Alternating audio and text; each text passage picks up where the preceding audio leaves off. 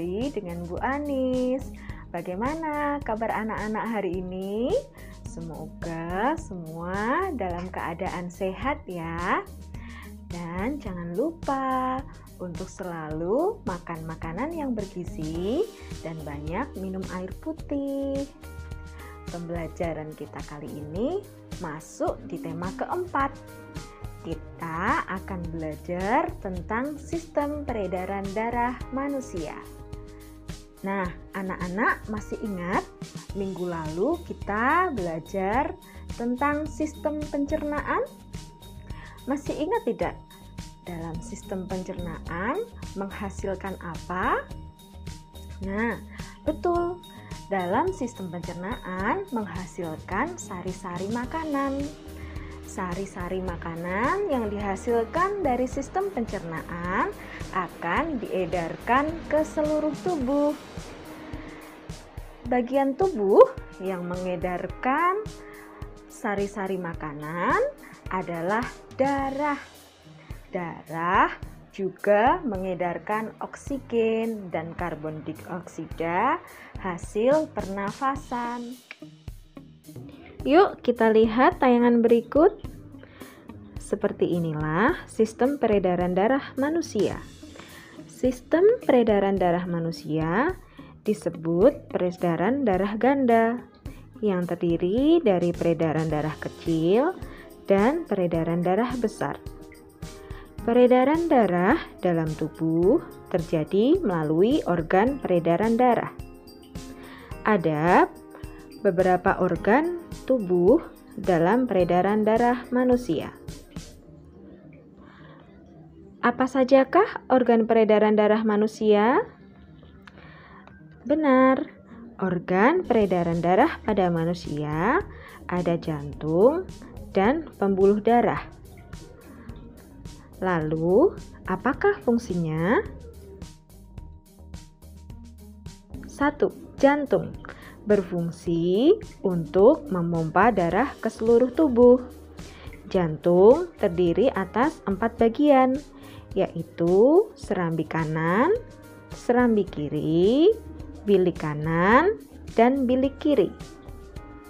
Serambi kanan bertugas menerima darah kaya akan karbon dioksida.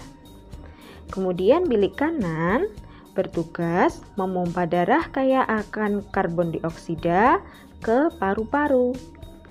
Serambi kiri bertugas menerima darah kaya akan oksigen dari paru-paru.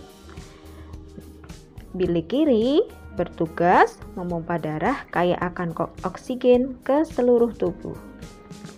Yang kedua, pembuluh darah. Pembuluh darah merupakan tempat mengalirnya darah dari jantung ke seluruh tubuh dan dari seluruh tubuh kembali ke jantung. Pembuluh darah ada 2 jenis, yaitu pembuluh nadi atau arteri dan pembuluh balik atau vena. Selain 2 organ pokok tadi, ada organ yang ikut berperan dalam peredaran darah, yaitu paru-paru.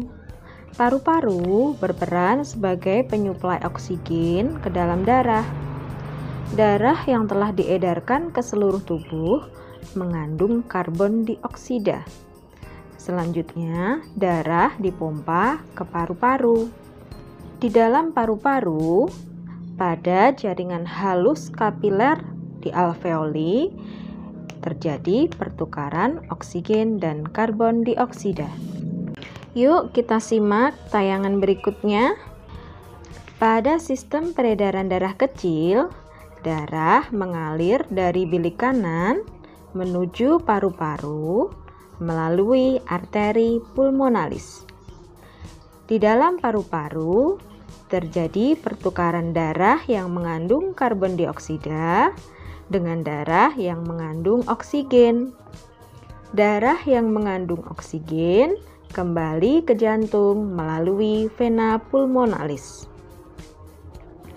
Kemudian, pada sistem peredaran darah besar, darah yang mengandung banyak oksigen mengalir dari bilik kiri ke seluruh tubuh melalui arteri besar atau aorta.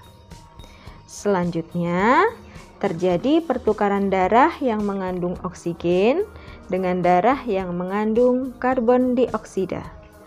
Darah yang mengandung karbon dioksida kembali ke jantung melalui vena ke serambi kanan. Setelah melihat tayangan dan penjelasan tadi, sekarang anak-anak coba mengerjakan soal latihan ya. Setelah itu, anak-anak mengerjakan evaluasi melalui Google Form.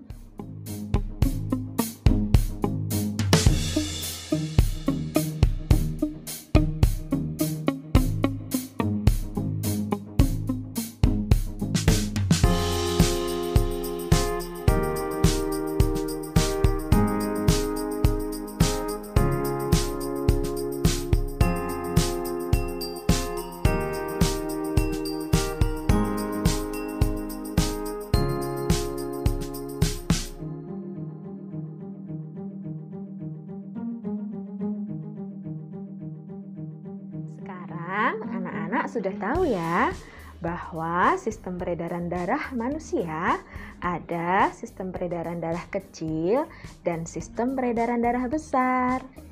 Organ yang terlibat dalam peredaran darah adalah jantung dan pembuluh darah. Nah, sekian dulu ya pembelajaran dari Bu Anis. Semoga bermanfaat untuk anak-anak. Dan semoga anak-anak tetap bersemangat belajar dari rumah. Terima kasih. Assalamualaikum warahmatullahi wabarakatuh.